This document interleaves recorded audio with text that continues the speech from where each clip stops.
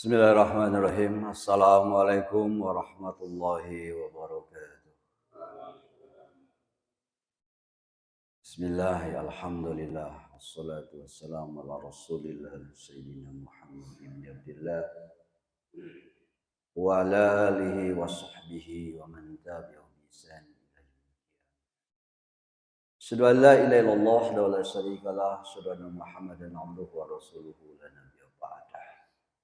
Allahumma salli ala sayyidil Mustafa wa ala alihi wa sahbihi ahli sidqi wal wafa. Qala Allah ta'ala fi kitabil karim istaqul qailin a'udzu billahi minasyaitonir rajim bismillahirrahmanirrahim. Qul ara'aytum in asbaha ma'ukum ghauran fama ya'tikum bima'in ma'in. Al-ayah sadaqallahul adzim sadaqa rasulun nabiyul karim wa nahnu ala zalika minasy syahidin was-sakirin alhamdulillahi rabbil. Maha suci Allah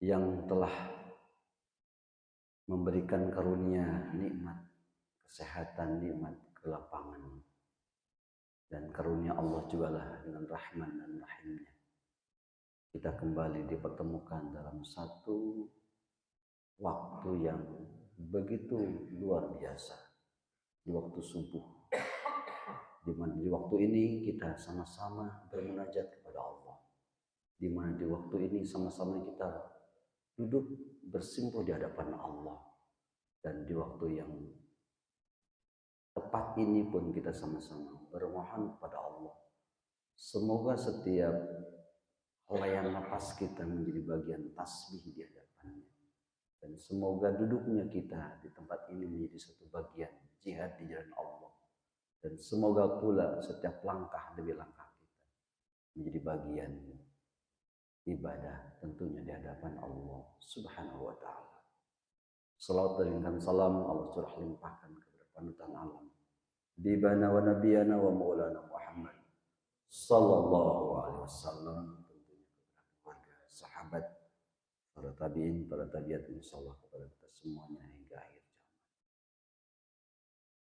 Luar biasa hari ini, tadi petikan ayat di surat 67 di ayat yang ke-30 ini menjadi renungan bagi kita sebagai bagian pesan dari Allah kepada kita. Qul ara'aytum in asbaha ma'ukum ghauran fama ya'tikum bima'in ma'in. Katakan Muhammad, terangkanlah kepadaku jika sumber air kamu menjadi kering, siapa yang akan memberimu air yang mengalir? Jadi hari ini kita masih diberikan kesempatan oleh Allah. Kita masih siap berwudu, kita bisa mandi. Karena inilah karunia dari Allah. Andaikan dari karunia, dari nikmat rahmannya Allah, ini satu titik aja dicabut oleh Allah dari kita, apa yang kemudian terjadi pada diri kita? Ini jadi renungan bagi kita semuanya. Maka terkait dengan waktu ini, pesan baginda Nabi Muhammad sallallahu alaihi wasallam sampaikan, la tazulu qadama abdin hatta yus'al an arba. Tidak akan pernah bergeser kaki seorang anak Adam nanti pada hari kiamat, nanti akan ditanya dalam 4 perkara. Terbayang Pak, begitu nempelnya lem di akhirat kelak nanti sampai kaki kita tidak bisa bergerak sebelum itu ditanya oleh Allah dalam 4 perkara. Apa perkara yang pertama yang akan ditanya nanti di pengadilan Allah Subhanahu wa taala adalah an umrihi fima agna. Nanti akan ditanya tentang umurnya. Kemana kita habiskan umur ini? Maka pesan baginda Nabi, khairun nas anfa'uhum linnas, sebaik-baik kita adalah orang-orang yang umur kita ini bisa membawa manfaat. Karena tidak bisa dipungkiri oleh kita semuanya,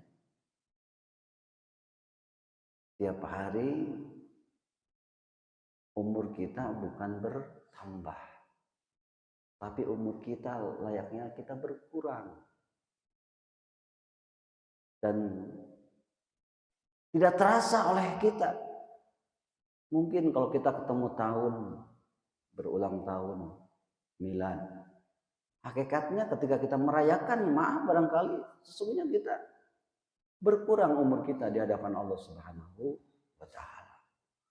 Maka hari ini kita memanfaatkan umur ini dengan sebaik-baiknya. Jangan sampai nanti ketika ditanya oleh Allah terkait dengan umur ini, insya Allah kita mampu mempertanggungjawabkan hakikatnya yang Allah berikan umur ini kepada kita semua. Kita sudah melewati beberapa fase jamaah semuanya. Dari mulai fase anak-anak, kita sudah melewati waktu itu. Dan kita mungkin sekarang tinggal masuk kepada fase dewasa, orang tua, dan tinggal menunggu waktu kita nanti. Mungkin tinggal beberapa kuota, berapa lagi giga lagi usia kita yang akan kita habiskan. Maka orang yang cerdas itu, kata Rasulullah itu, adalah bukan orang yang kemudian dia secara akademiknya mungkin dia hebat, tapi orang yang hebat itu, orang yang cerdas itu adalah orang yang senantiasa mempersiapkan umur ini, waktu ini untuk dipertanggungjawabkan di hadapan Allah Subhanahu wa Ta'ala. Ini poin yang pertama terkait dengan apa nanti ketika kita akan ditanya oleh Allah an umrihi fima agna, tentang umurnya kemana kita habiskan. Lalu poin yang kedua adalah apa yang akan ditanya nanti wa an sobabihi fima ablah, tentang masa mudanya kemana dia lampiaskan. Young before is old. Gunakan waktu mudamu sebelum datang waktu tua. Ada peribahasa barangkali, kelapa muda kupas-kupasin, kelapa tua tinggal batoknya. Selagi muda katanya puas-puasin, sudah tua tinggal botaknya. Oh, ini seperti ini. Ini apakah ini berlaku atau tidak bagi kita? Ini kita bisa merasakan dengan perasaan yang mungkin berbeda di antara kita.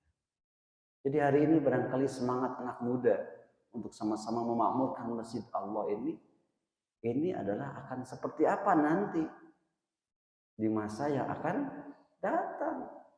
Karena hebatnya masjid itu adalah bukan hanya banyak orang tuanya, karena orang tua sudah jelas mau kemana lagi. Tapi bagaimana ketika masjid-masjid di beberapa tempat ya, itu diisi oleh anak muda yang notabene mereka menjadi harapan kita. Ya, mungkin usia sekarang mereka banyak belajar kepada orang tua kita. Kita tinggal mau nunggu waktu, Pak.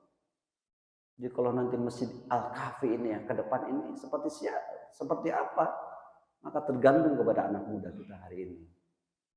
Dan kita bisa merasakan bagaimana kita tinggal di Kecamatan Gede Bage ini sudah menjadi ikon. Ya, sebentar lagi akan diresmikan Masjid Al-Jabar. Maka anak-anak muda nanti yang akan mengisi. Siapa muazinnya? Siapa imamnya? Siapa yang mengisi kajiannya? Itu notabene adalah anak-anak muda. Yang mereka tentu memanfaatkan waktu. Ya, sebagaimana tadi disampaikan oleh baginda Nabi. Wa an sobabihi fi ma'ablah. Tentang masa mudanya. Kemana dia lampiaskan. Lalu poin yang ketiga adalah terkait yang ketiga baginda Nabi sampaikan adalah an ilmihi fima amilaihi, tentang ilmunya sudahkah dia diamalkan. Jadi tentang ilmu ini sudahkah kita amalkan?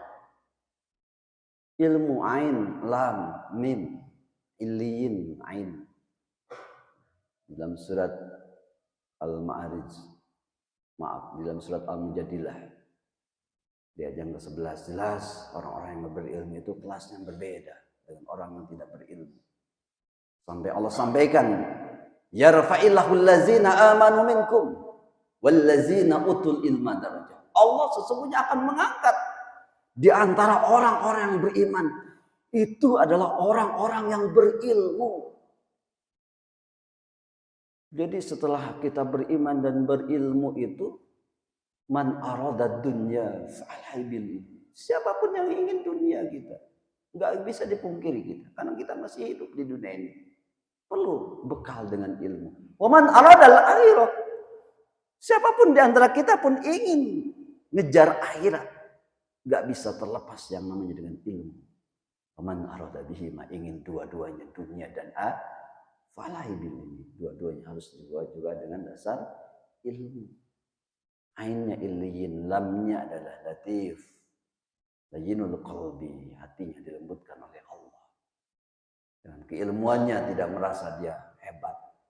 Dengan ilmunya dia tidak merasa lebih wah. Tapi dengan ilmunya dia bertafakur. Sebagaimana dia bertafakur di dalam surat Al-Furqan di ayat 63. Itu hakikatnya seperti itu. Apa pesan Allah di dalam Al-Furqan ayat 63 itu? Orang-orang yang berilmu ini layaknya kata Allah, wa ibadur rahmanil ladzina yamsuna 'alal ardi hauna wa iza khatabahumul zahiluna qalu salam. Hamba yang disayang oleh Allah, orang-orang yang berjalan di muka bumi, apakah dia dengan pangkatnya, dengan jabatannya, dengan keilmuannya, apapun yang dia miliki potensinya, hunan, dia senantiasa merendahkan hatinya. Wa idza khatabahumul zahilun, tapi ketika ketemu dengan orang yang bodoh, orang yang jahil, yang mungkin gagal paham, yang mungkin juga belum memahami tentang kaidah ilmunya, qalu salama, terucap ya dari bibirnya itu keselamatan, tidak mencaci, tidak menghina. Artinya dia punya kadar layyinul qalbi.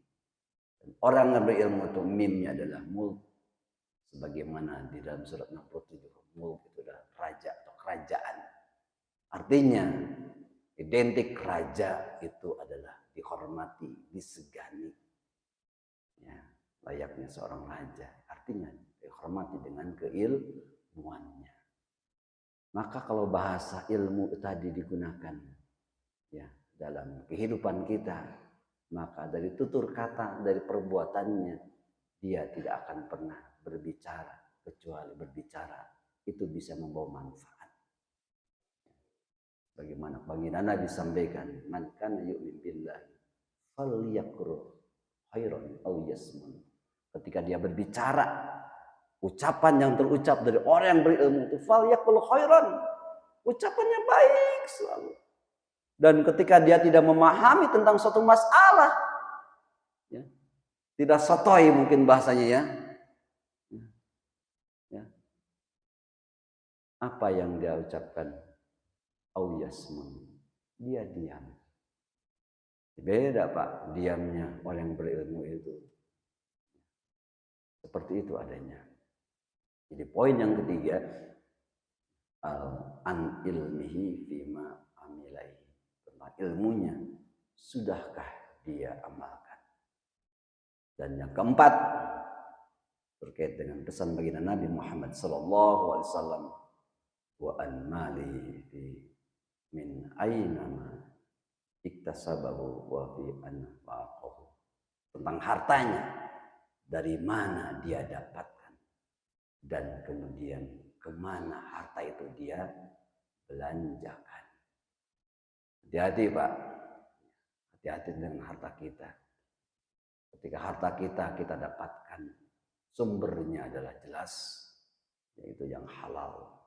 Dan ketika makan itu kita bawa, harta ini, rezeki ini kita bawa, kita berikan kepada keluarga kita, kepada anak kita, itu dipastikan harta itu harta yang bersumberkan dari harta yang halal, harta yang maslahat sehingga tumbuh dari anak-anak kita, anak-anak yang soleh dan soleh. Ketika kita berikan anak kita satu suapan saja, bukan dari sumber yang halal, maka layaknya kita seperti memberikan suapan api neraka kepada anak dan istri kita. Jadi terkait dengan harta ini, banyak sekali bahkan Al-Quran secara khusus, banyak orang yang kemudian menyesal ketika dia diberikan lapangnya rezekinya oleh Allah Subhanahu wa taala. Tetapi ternyata dia tidak mampu mengoptimalkan, memaksimalkan apa yang Allah amanahkan kepadanya. Sebagaimana terekam jelas Allah Subhanahu wa taala disampaikan di dalam surat Al-Munafikun di ayat yang ke-9 sampai ayat yang ke-11. Itu disampaikan dengan jelas. Apa kata Allah? Wa anfiqu mimma razaqnakum min qabli ayyati ahadakumul maut fayaqula rabbi laula akhartani. Berinfaklah dari rezeki yang aku berikan kepadamu min qabl, sebelum ayyati ahadakumul maut, sebelum datangnya kematian kepada kita. Dan di saat kematian datang kepada kita, fayaqula rabbi, dia berkata kepada Rabb, laula akhartani, ya Rabb, jangan sekarang engkau cabut nyawa. Fa asaddaqa wa akum minas sholihin. Aku mau ingin bersedekah. Mau bersedekah. Wa akum minas sholihin, dan aku ingin masih banyak melakukan kebaikan amal soleh. Tapi apa kata Allah? Wala yuakhirallahu nafsan idza jaa ajaluha. Aku tidak akan mengakhirkan kesempatanmu ketika di dunia engkau diberikan rezeki yang lapang, tapi kau tidak digunakan. Maka tadi hadis baginda Nabi jelas. Dari mana kamu harta didapatkan, dan kemudian kemana harta itu kamu belanjakan. Orang yang begitu banyak hartanya, semakin lama nanti hisabnya di hadapan Allah Subhanahu wa ta'ala. Maka oleh karenanya, ketika harta yang lapang yang banyak ini kita gunakan, maka titipkanlah di beberapa titik. Ketika ada pembangunan masjid, kita titipkan harta kita. Ketika ada santunan anak yatim, kita kemudian titipkan uang itu. Dan suatu saat titipan ini akan kita ambil kembali sesuai dengan amal kebaikan kita. Inilah barangkali kuliah subuh kita di pagi ini. Semoga di antara 4 hal yang terkait dengan pesan baginda Nabi, tidak akan bergeser kaki seorang anak Adam sampai ditanya tentang 4 perkara. Perkara yang pertama, ketika dia ditanya tentang umurnya, kemana dia habiskan. Perkara yang kedua, ketika ditanya tentang masa mudanya, kemana dia lampiaskan. Dan yang ketiga adalah tentang ilmunya, sudahkah dia amalkan. Dan yang terakhir, yang keempat, ketika kemudian dia ditanya tentang hartanya, dari mana dia dapatkan, dan kemudian kemana harta itu dia belanjakan. Mudah-mudahan renungan yang singkat ini menghantarkan kita untuk senantiasa mengevaluasi diri kita masing-masing, dan semoga kita bisa memaksimalkan potensi yang ada pada diri kita semuanya, sehingga kita nanti bisa selamat di dunia, insya Allah selamat kelak nanti di akhirat. Demikian yang sampaikan kepada para jamaah yang ada di masjid dan ada yang di rumah. Pemirsa, tidak lupa like and share, komen dan subscribe-nya. Semoga channel ini akan terus menggelora dan bisa dirasakan manfaatnya untuk umat. Wallahu fiqhul muthariq. Assalamualaikum warahmatullahi wabarakatuh.